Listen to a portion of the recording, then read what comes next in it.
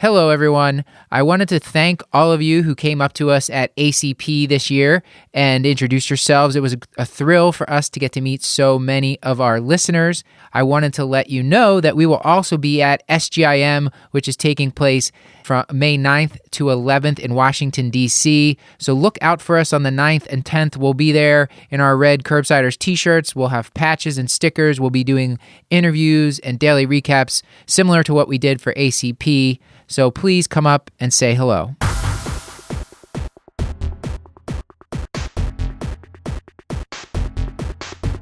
Curbsiders podcast is for entertainment, education, and information purposes only, and the topics discussed should not be used solely to diagnose, treat, cure, or prevent any diseases or conditions. Furthermore, the views and statements expressed on this podcast are solely those of those and should not be interpreted to reflect the official policy or position of any entity aside from possibly Cash Like Moore Hospital and affiliate outreach programs, if indeed there are any. In fact, there are none. Pretty much, we aren't responsible if you screw up. You should always do your own homework and let us know when we're wrong.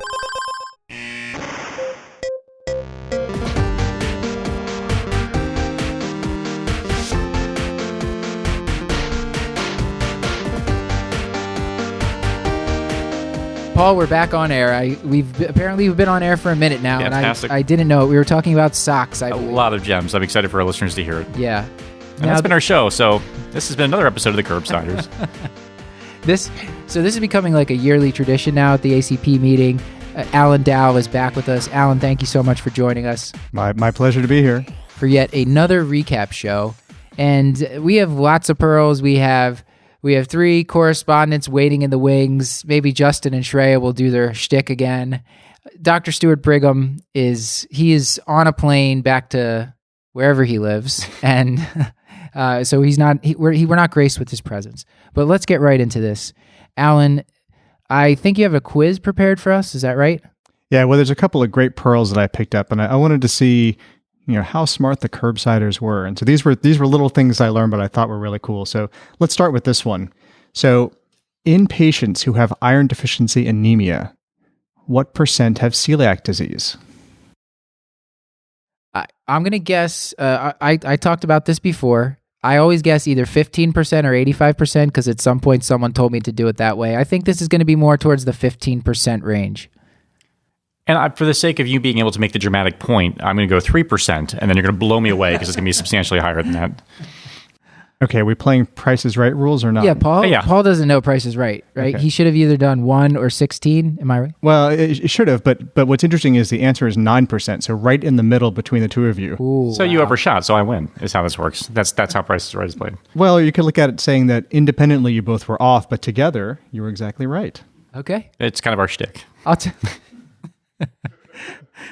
So the cool thing about this to me, though, is that I got this question on my internal medicine shelf exam. I got it on step 1, step 3 around doing colonoscopy in patients that have iron deficiency anemia is the sort of next test you do.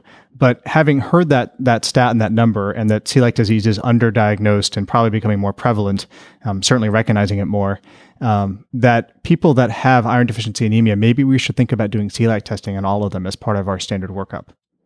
So they're getting an upper and a lower for their iron deficiency because we talked about this the other day. You could do the serology, but you can't necessarily rule it out if the serology is negative. Yeah, I would probably just do the serologies and not do the upper. And you got to look at the patient and see what's going on. But I think at least serologic testing will get you that 9% either more likely or less likely to where you feel like you need to worry about it more or not worry about it more.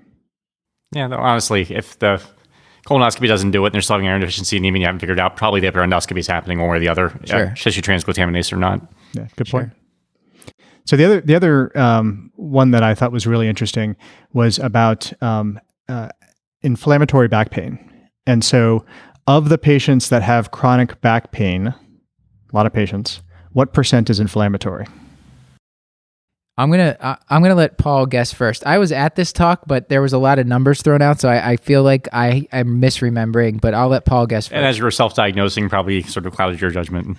So I'm going to stick with 3. It's a good solid number. I'm going to guess 5%. Okay, we just talked about Price is Right. Now, what was it? I should have guessed 1. Okay, I'll guess 1%. No, I'll guess wrong direction. All right. I'll guess. So if he says 3, you say 4. And then you have everything above me. This 4%. That's very good guessing. Did I mention that this is my 4th recording or some sort of... So Watto went with 1%, which I think is a solid number. So the number that was quoted and that I wrote down, and so I may be misremembering this too, was 10%. And that's important because if you think about all the people in a primary care practice of 2,000 patients that have chronic back pain, which is a fairly large number, of that group, 10% are going to have some sort of inflammatory back pain, like a spondyloarthritis or something like that. And these diseases, you can treat them fairly well now with different biologics. Now, there's a sort of risk benefit here because a lot of people with inflammatory back pain don't end up in like an ankylosing spondylitis kind of type of situation where they have debility from it in terms of fusions and things like that. But they'll often go on and have surgeries, injections, things like that aren't actually helping them because what they really need are biologics. And so the pearl there is to think about this in certain patients and refer them over to rheumatology or do an MRI to try to diagnose it. There were a couple of things in the talk that pointed to inflammatory back pain. So onset younger than age of 45. And because this is an insidious disease, you may have a 55-year-old who says, well, I've had back pain for 20 years. Mm-hmm. And so it's not that the patient is age 45 when they present to you, but that it started before they were 45. And then there were two history characteristics that had odd ratios of over 20 pointing to inflammatory back pain. The first was it gets better with exercise. So mechanical back pain usually does not get better with exercise, but inflammatory back pain does. Mm-hmm. And does it get better when the person wakes up in the morning and starts to move around? And so that's another thing that gets better with inflammatory back pain, similar to RA, gets better with the morning stiffness going away. Mechanical back pain tends to get worse as the day goes on. Have you guys, and I'm sorry to interrupt, but this is something I heard at a completely different talk. Had you heard of this concept of presenteeism? It's not something that I thought much about. So we think about low back pain, hugely prevalent. We see it all the time. The number I saw in one of the talks was 12% of adults have low back pain at any given time, which is a bonkers number. So we know about disability, but this idea of presenteeism is you're at work, but you're not performing at your highest ability. So your function's impaired. So it's not as dramatic as absenteeism where you can't work, but you're there and you're just not working as well because you have this chronic pain, which I thought was an interesting concept that I still don't know quite what to do with. That's a new word. I like that word. It's pretty intuitive now that you explain it. What's up next on our quiz here? Well, I don't know that I have any more quiz questions per se, but there were a couple other factoids that I think are worth talking about. So recurrent cystitis, new medication. It's an over-the-counter medicine for me to prophylax against recurrent cystitis is D-mannose, so D-MANNOSE. You can get it over the counter. I looked on Amazon. There it was. There was a randomized control trial, at least one, comparing it to nitrofurantoin and placebo, and it was more effective than placebo, similar to the nitrofurantoin, but safer. You don't have the risk of antibiotic resistance, and it's cheap. And so you can refer patients to get that over the counter as a thing to use instead of cranberry extract, which has now fallen out of favor. And nitrofurantoin, you got to worry about pulmonary fibrosis, and there's so there's some concerns there if their eGFR is too low. D-mannose sounds like a great option because that. When I was formerly working in geriatrics clinic, that was a huge issue. Lots of patients with recurrent UTIs and just didn't know what to do with them, didn't want to pull the trigger on chronic antibiotics. So I'll play the role of Stuart here on Amazon, available anywhere between $10 and $30 for 120 pills. Thank you, Stuart. So reasonably, don't be hurtful. All right, what's up next? There are a couple pearls about medical marijuana. So in my state of Virginia, we are just getting to having medical marijuana. And like a lot of states, the physician or the prescriber certifies that the patient can get marijuana from a dispensary, goes to the dispensary, and then the dose is titrated by pharmacists there who give them the medicine. And that's not unusual, but all states are a little bit different. And obviously some don't have medical marijuana yet.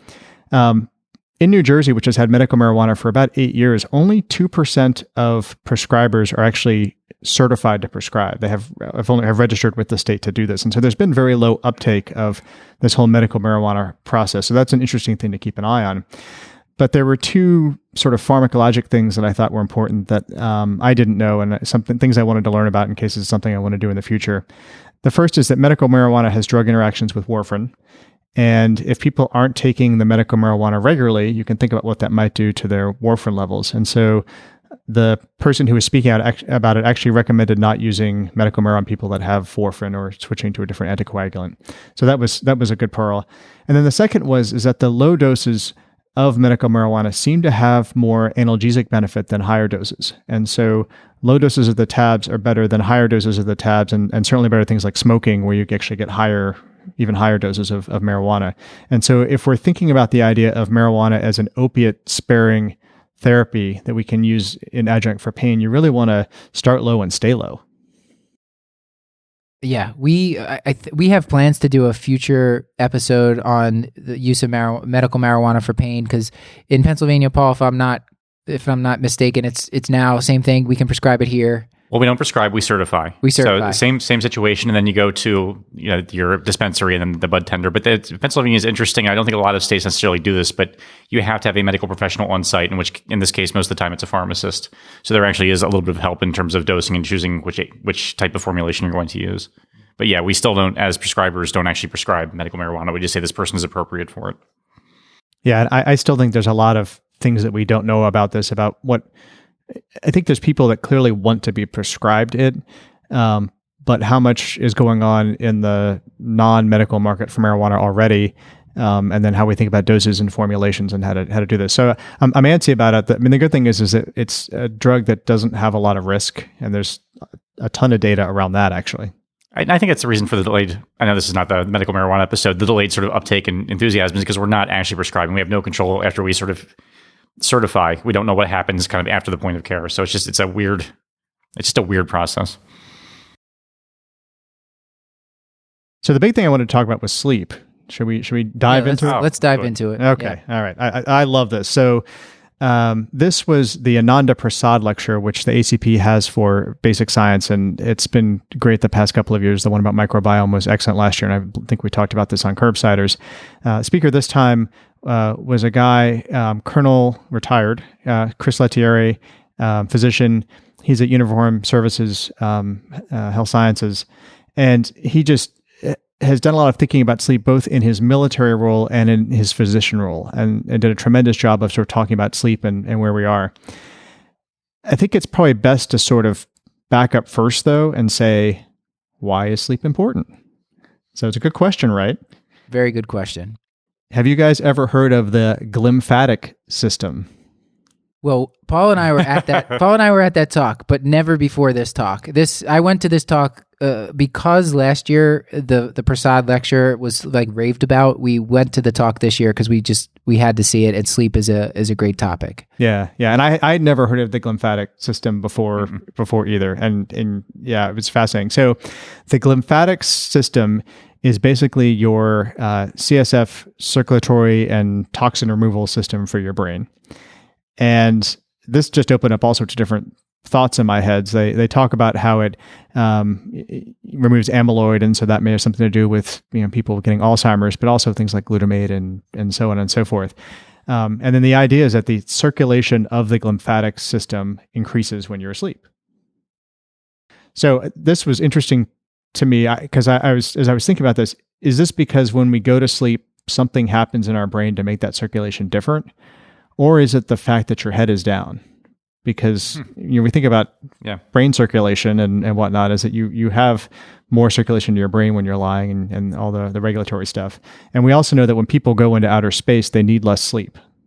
And I've heard that stat before, and I was like, that's interesting. I wonder why that is true. So maybe there's something with low gravity that would make us say that there's something with the glymphatic system. Anywho, so the glymphatic system, new to all three of us, so really, really cool thing to learn about. Why this is such a pressing area now is because across the United States, we're sleeping an hour and a half to 2 hours less per night over the past 40 years. We've just seen this tremendous reduction in sleep, which probably has to do with cultural changes and whatnot. But we are just a sleep-deprived population, not just medical residents and maybe attendings, but also the sleep deprivation over the past 40 years. And I don't know what you guys sort of just thought about those general trends or not.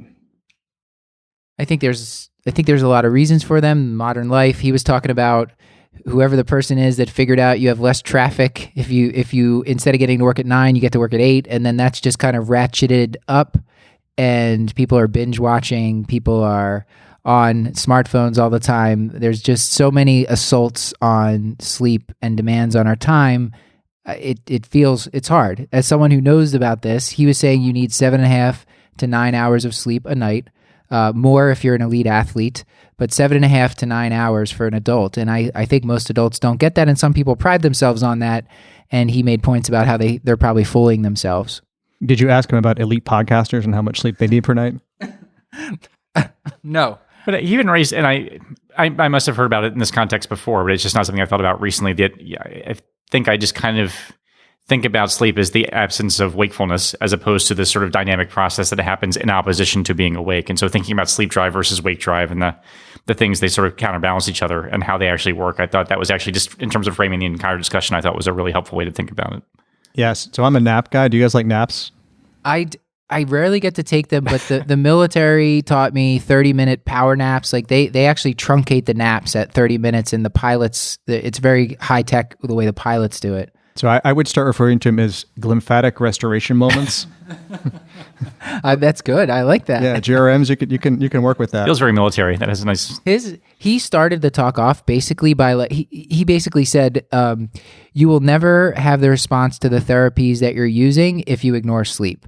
And his point was that sleep is at the center of everything. And then the whole talk was like data on diabetes, like metabolic syndromes are worse, your cardiovascular health is worse, your cognition is worse, your morals are worse. And he used the line like, you're going to be, well, I don't know if you have it. Do you have it written down verbatim? I think I have it here. I got it. It's if you don't get enough sleep, you'll be fat, dumb, and no one will like you. Yeah. Yeah, and I think just to enumerate some of those health effects a little bit, because you're exactly right. So your prefrontal cortex atrophies, and the effects on complex thinking from sleep deprivation short term can last at least 2 months. And I just thought that was amazing to think about all the sleep deprivation you go through as training and as a young parent and whatnot. And as far as they had tracked it out, which was only 2 months, it seemed to stick around, and that's amazing. Yes. He said it was like analogous to smoking. Like, you don't ever get it all the way back. You just kind of slow the rate of decline, which is horrifying. I completely agree. And then the links with dementia, that's got me really scared. To me, that's my biggest bargaining chip. Like, I need to get as much sleep I can for the rest of my life, within that 7.5 to 9 parameter to make sure, because I obviously don't want dementia. That's like the most terrifying thing. Yeah, I started to wonder how good I could be if I had actually gotten sleep over the past 20 years. Right. Yeah, I'd be psychic. I could go on about sleep more. We probably should do a whole sleep episode at some point. So do you have any other like big pearls from the conference you want to talk about, or you just want to mix it up? We'll bring in some correspondence.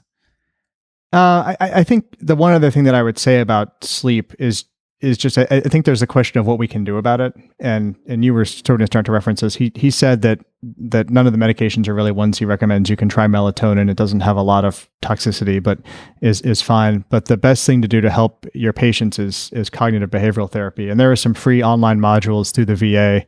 If you Google VA CBTI, you can find one that you can give for free to your patient to treat insomnia. And then I think we have to start thinking really seriously about what is happening with training more than we have, because he showed the data that with work hours, surgery residents went from sleeping 5.6 hours a night to 5.7 hours a night, and that the rate of motor vehicle crashes went from 40% a year to 16% a year. And you can sort of say, oh, look, there's 0.1 more hours of sleep, and the car crashes went down significantly, but still 16% of residents getting in a car crash a year is shocking to me. Yeah. I mean, that number needed to not get a car crash is, it seems like it can't be that good for much sleep changes. It's one of it's an important topic. So we definitely need to explore further on a future episode. Why don't we bring in Emi Okamoto with some dermatology pearls?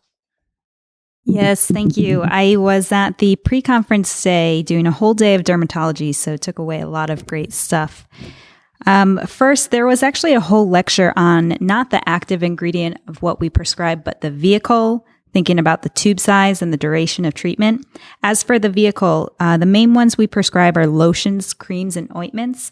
Lotions are aqueous and easier to spread. Patients tend to like them better. They are a bit more irritating. So for babies and kids, we often use ointments, which are oil-based. They're a little harder to spread, but there is more rapid absorption. She also mentioned not using powders if the skin is not intact. So often we put ketoconazole on intertrigo, say in the breast area when there's skin breakdown. But she said that's a lot like putting sand in a wound because it's powder. So you want to look for something that is more of a lotion or cream for that. On sunscreen. So summer is coming around and we should be looking for sunscreens with SPFs 30 or better. The literature mostly talks about 15 being okay, but most people don't put on sunscreen the way that they do in the studies. So look for an SPF 30 or better. That only applies to UVB rays. So you also need the bottle to say broad spectrum, which means that it also covers UVA rays. And look for the label of water resistance if you're going to go into the water. She does recommend buying it yearly, which is something I don't do. As for tinea cruris, so that's jock itch. And when we see this, you should always be looking for tinea pedis. So think about how you put your undergarments on. And so if you got tinea cruris, you should be looking at feet as well to make sure that they haven't slid the fungus up. So that's something to... I'd never thought about that mechanism. That makes sense. I'll buy it. Yes. Or put your socks on first. Or you could get like a romper. I mean, that's one thing. A lot of good options here. Yes. Paul's famous for his rompers. My love of rompers. At the beach. I then went to a lecture about more systemic diseases and derm manifestations. So pyoderma gangrenosum is something that we do see fairly often. It often begins as a pustule and rapidly expands over a matter of days. Now, often these people come to the ER and it's confused as necrotizing fasciitis. And this is something you don't want to do because if you bring pyoderma gangrenosum to the OR to get debrided, that will cause pathergy, which means that the PG lesion will get worse when you cause it more trauma. So the way to distinguish it is by looking at the patient. So PG is related with IBD and malignancies, and the patients may look somewhat ill and have a mild fever, but they won't look sick or toxic. Whereas neck fash, they'll be coming in. If they're not already in shock, they'll be looking like they're heading there quickly within hours.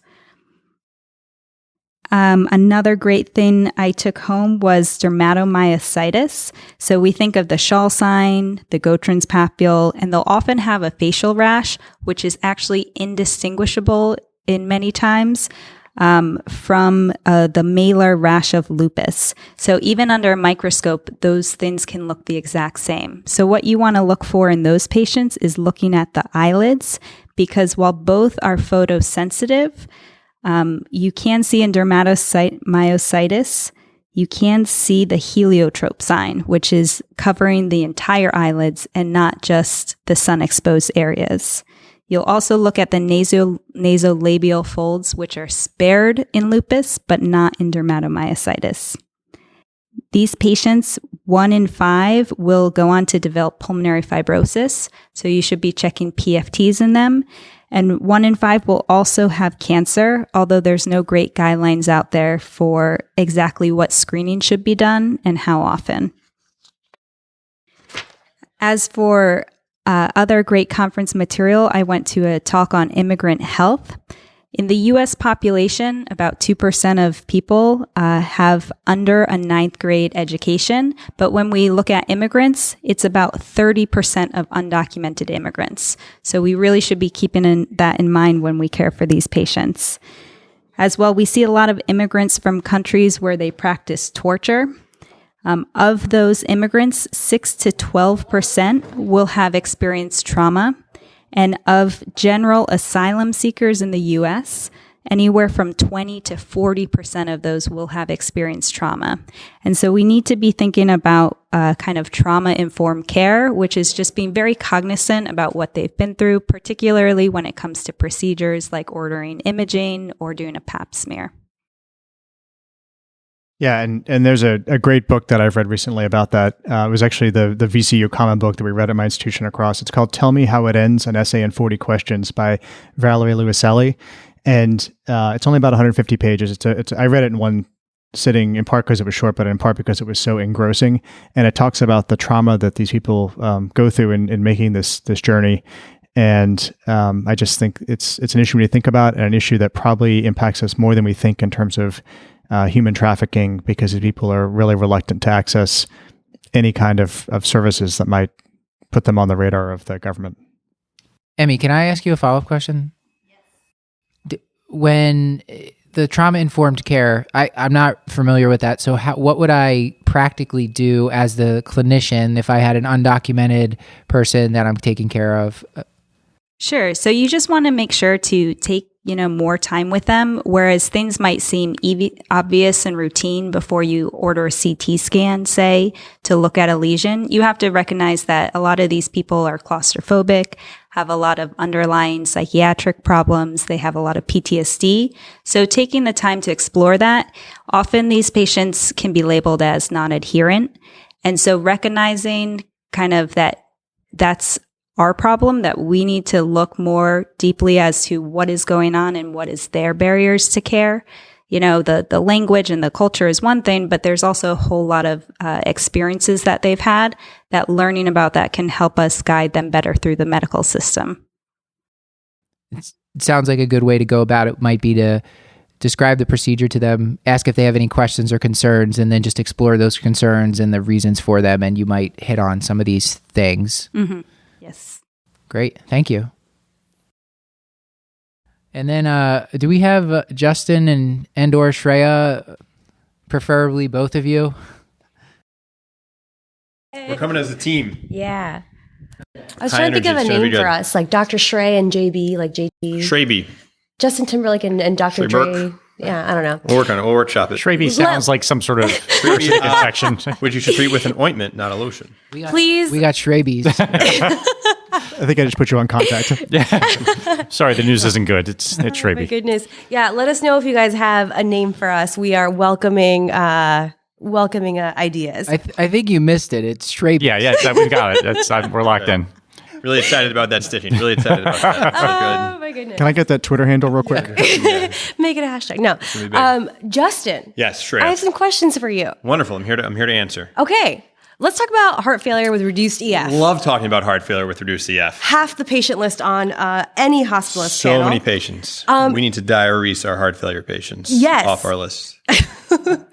Well, before that, I got some questions for you. Great. So our patients with heart failure and reduced EF, is it true, all their meds that they're on, beta blocker, that ACE, that spironolactone, is it true that I have to up-titrate all of them? What a phenomenal question, Shreya.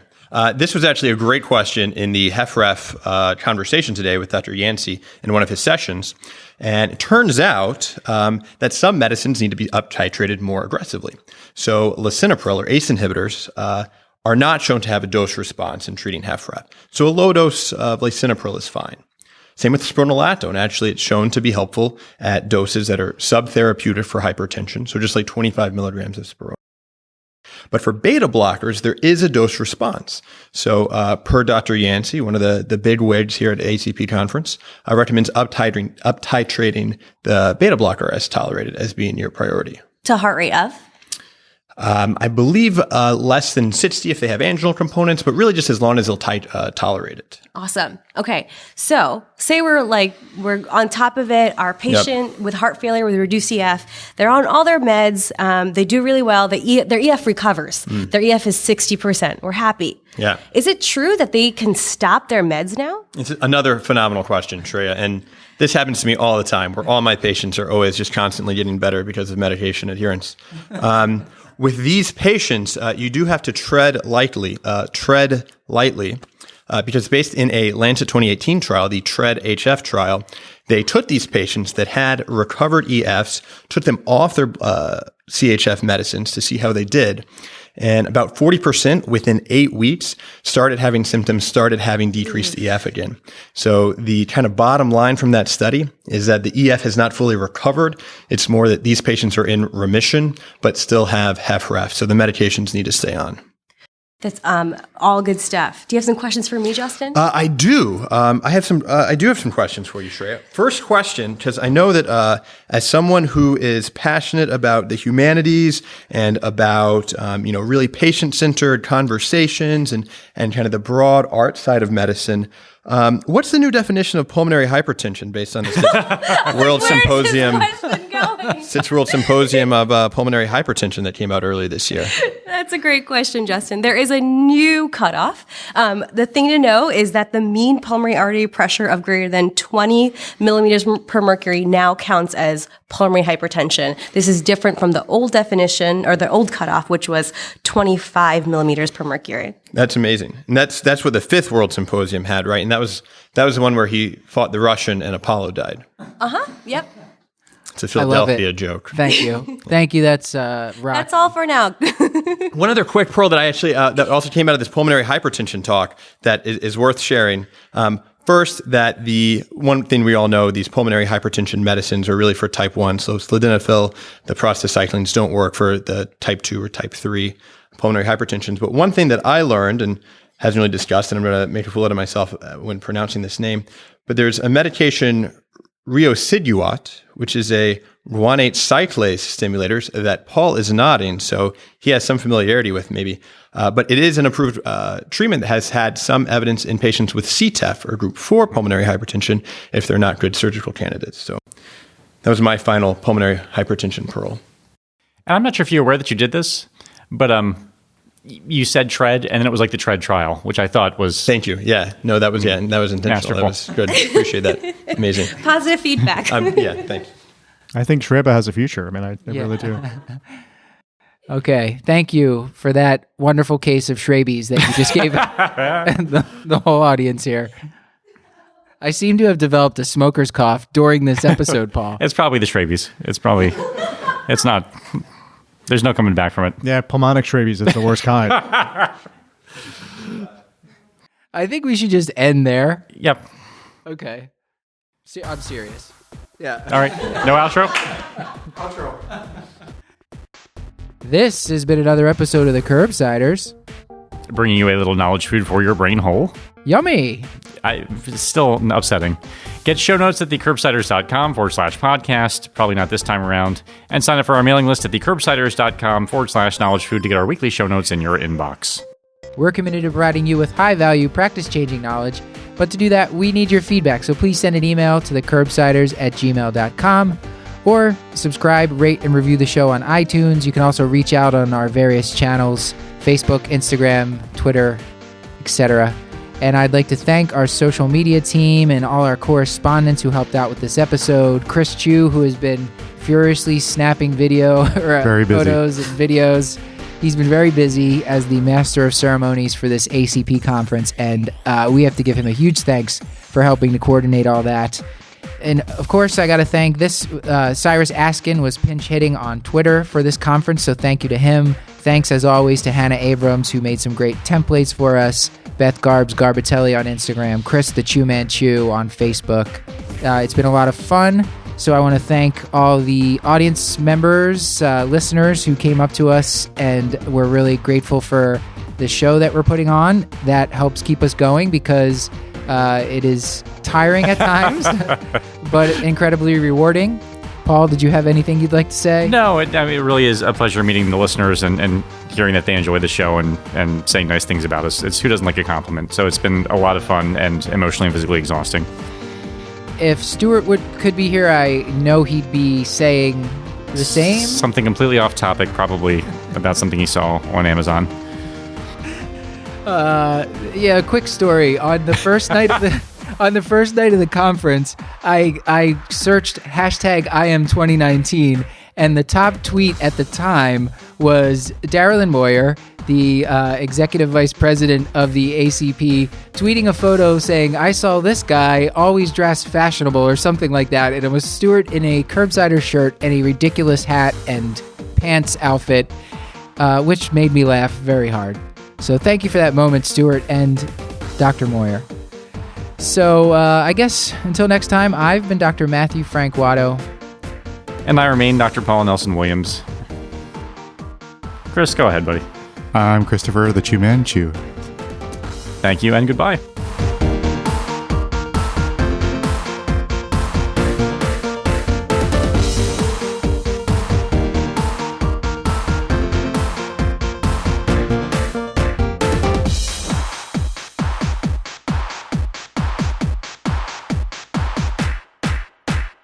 I actually made a conscious decision. I think I'm going to define myself by my socks starting next week. So if you wear just like black socks, does that mean you're an old man? I mean, that's They have to be with the garters too. Otherwise, it's okay. because it might be a U-shaped curve. It's like, under 40 you wear colorful socks, and over 60. But I'm in that nadir now where it's just not exciting socks.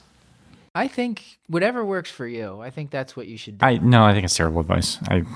Well, because if I start wearing the young socks, it might look like I'm trying to be something that I'm not. Yeah. Glad Either I've started recording already. This sock 60 stuff or is less than killer. 40. A lot of good pearls. This is going to go up on Twitter. I hate everything about this conversation.